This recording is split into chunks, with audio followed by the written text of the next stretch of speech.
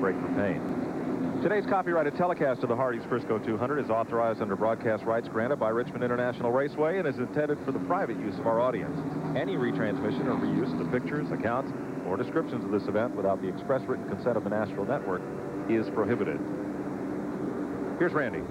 Well, Gil Martin, you guys got beat out of the pits, but probably doesn't matter. You seem to get better and better as you wear your tires a little bit longer, at least comparatively speaking. Is that the case? Yeah, I think so. The Babe Ruth Thunderbird this morning, we were a little bit too loose, so we tightened up this morning.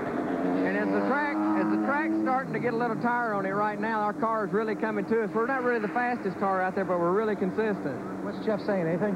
Jeff's just saying right now that the car, he said we're not fast, he said, but everybody else is really slowing up, and the car is just good and stable, and he can get in the gas whenever he needs to. Yeah, well, these guys changed 4 tires under that caution, and a reminder here, they can only change 4 tires, 1 tire per position, left front, left rear, and right rear, unless they crash or spin. So that's all they have is 4 extra tires in the pits, and they've used those up now. So they have made their 1 pit stop for the day. The way they're running, cars on the lead lap, Mark Martin is the race leader. Now there's Terry Labonte on the tail end of the lead lap, and so is the 25 car of Hermie Sadler. Here's second place. That's Jeff Gordon. Jeff Burton. It still looks like Jeff Gordon's car, doesn't it? Jeff Burton in the Phil Martocci car. It's still early in the season. I tell you, these numbers and his sponsor change and these paint jobs is pretty confusing the first of the season. I got all through Rockingham without doing that, and here we are. All right, David Green, after pit stops in the Slim Jim car, is the 3rd place machine. 1 lap and we'll go racing. In 4th is Joe Nemechek in the Dentine Chevrolet. In 5th, the SK Tools Chevy for Tom Peck. 6th is Ricky Craven, the DuPont Chevy. 7th is Rick Mann, the Skoal machine. And then on the tail end of the lead lap, 8th is Hermie Sadler. And then Terry Labonte is showing up just shy of being 2 laps down. Now Presley has come up right alongside race leader Mark Martin. You know, you might say, why did the 14 car let him around there at the same lap? But it's up to them. It's up to their option. You let that guy go by and try to take that lead back. So Presley's going to have to race as hard as he can to try to get this lap back to Mark Martin. Scoring now shows Labonte as being just shy of 2 laps down. So that's the reason he gave it up so easy then. Yep. Hermie Sadler, though, is the 8th place car, and he'll be a lap down as they come to the stripe. Presley, a little slow coming up to speed here. Did not get the jump he wanted. He'll have to tuck in behind the 2 leaders. And he's not going. Labonte just gave him a shot there at turn 2 because Presley's car didn't come up to speed. Look how long it's taken Labonte in the 14 to get back up when he lost that momentum coming out of 2. Nemechek went under him, and Green went under him as well. In fact, Labonte's still backing up, the white car on the outside. There's a lot of rubber in that outside lane. If you look down the track, you see a lot of rubber out there, and those guys that were in the outside lane had to clean their tires off. Looked like they were doing a lot of slipping and sliding, so they got them cleaned off. Now the 59 car seems to be in a lot better shape once he's down the inside. But Presley is still 1 lap down, and there are now 7 cars on the lead lap. Hermie Sadler was on the tail end of the lead lap. The leaders have gone past him, so he's a lap down. But having a good run here today, he is 9th, or rather in 9th position. Presley on the right side of your screen is 8th, 1 lap behind. And the 2 Fords sorted out up front. They've got a good margin. There comes Presley trying to get around Burton to see if he can get up there and try to get that lap back. Burton's going to let him go. This spot probably a wise move.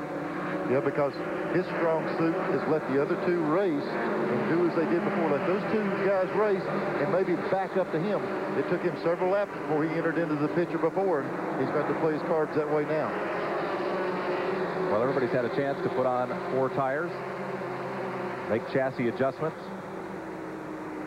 And Jeff Burton in that Baby Ruth number 8 car has got to wonder if the race will come back to him. Good battle going on here for 6th place. Rick Mann in the Skoal 0. The Oldsmobile right there with Ricky Craven in the DuPont 99. And just ahead of them, Terry Labonte is a lap back of them, 2 laps back now. Mike, as we talk about they allow you 1 tire per position, that's a good call by NASCAR. That really cuts the cost down. If you've got 15 or 20 tires laying in the pits, every time the caution comes out, they're going to throw them on. As long as everybody has to race under the same rules, same circumstances, that's nice to know you just buy 8 tires when you go racing instead of having about 20 or 30. And today, Neil, the timing of this, just the one caution flag we've had, has helped to dictate that strategy. I'm sure if we'd had a rash of cautions, the use of tires would be spread throughout the day and the strategies employed would be much different. But with only this one caution flag coming out of lap 114, everybody stayed on the track that could until that time and then came in and got their 4 tires and now can go the distance. 70 laps to go. Let's pick up the race for 4th. Tom Peck is right in it. 2nd week in a row. He's been up among the challengers at the front. Joe Nemechek is the 3rd place car. And right with them, 2nd place Jeff Burton, with the number 8, has faded back to where Nemechek is going to get a run up and under him. It's a little bit too early for the 8 car yet. He said he was tight. He's pushy. If he's pushy right now, it'll hurt him a little bit. But as the tires wear a little bit, it's going to come back to him again. He's just going to have to try to maintain best track position as he possibly can. And hopefully he can reach it later on. Won't be long before David Green is up and in that picture as well. Now here's Tom Peck getting underneath Burton. Looks like Tom Peck was able to secure that sponsorship needed. It's shown that he had the ability to get up there and race. They put the sponsorship on the car, and then week in and week out, he's right there with them now. Mark Martin, the Winn-Dixie Ford, leads it as we watch the battle for 2nd. There's your leader.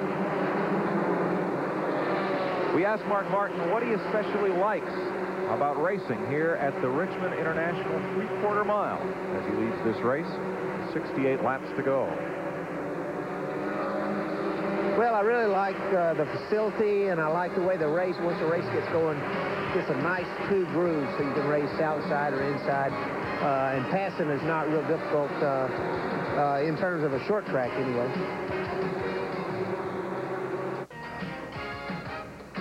BGN Motorsports exclusive coverage of the Hardee's Frisco 200 is brought to you by Haviland Formula 3 Motor Oil. Add more life to your car.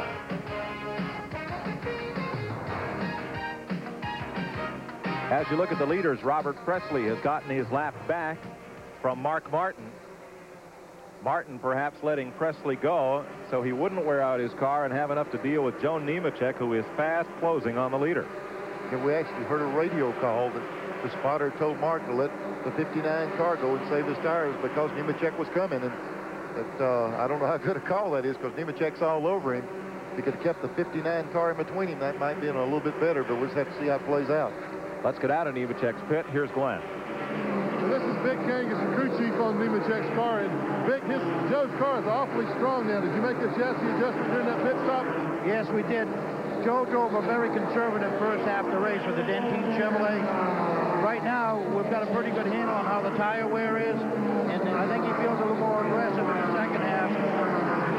A lot of the cars seem to be a little tight. How's Joe's car feel to him now? Well, our car wasn't tight at first. We were a little bit on the loose side, but we had wanted it that way. We had been tight all the time we'd been here. We wanted to go the other way this time. Well, they definitely went the right way because he's putting the pressure on Mark Martin. It'll be interesting to see just how long Martin can hold him off. They're going to the front, Glenn. Let's pick up here at 3rd place. Tom Peck has been all over the back bumper of Jeff Burton. We just saw him stick the nose up the side on the quarter panel of the 8 car. The 8 pulled him up off the corner. Peck can get up under him a little bit. He just hasn't been able to clear him when he does it. He can make the move. He just can't pull it all the way off. This is for 3rd place. Randy? Well, Jeff Burton has just come over the radio and said the car's got a really, really bad push. Now, the problem is they just filled it with fuel. You would think that added fuel would add weight to the rear of the car. You think the car would be loose, but that's not the case. They're hoping that the car will correct itself as the fuel goes down. We'll just have to wait and see. That's 3rd place, 3rd and 4th. Just behind them, good battle for 5th spot going on as well. David Green and Ricky Craven, but good hot battle here for 3rd. Let's pull back and show you 5th place. Just about half a straightaway back. That's David Green, and Ricky Craven's had a good day here today as well. 5th place at stake here. 2 by 2 they keep coming. You see the 5 car on the outside. We just saw him go under him. He was up in the marbles up in 3 and 4 and flirting with the wall and must have had some problem. He's riding around the outside. He just about got in the wall in there at the end of the racetrack. Richard Lassiter from Arkansas. Problem on that car. He'll try to drop to the inside and pit this time. He's coming in the pits now. Mark Martin has been up front most of the day, trying for 2 in a row in the Winn-Dixie Ford. Let's give you a Napa Field standing update, brought to you by Napa, because there are no unimportant parts. Your favorite driver was running as of just about 10 laps ago. 8 cars now on the lead lap.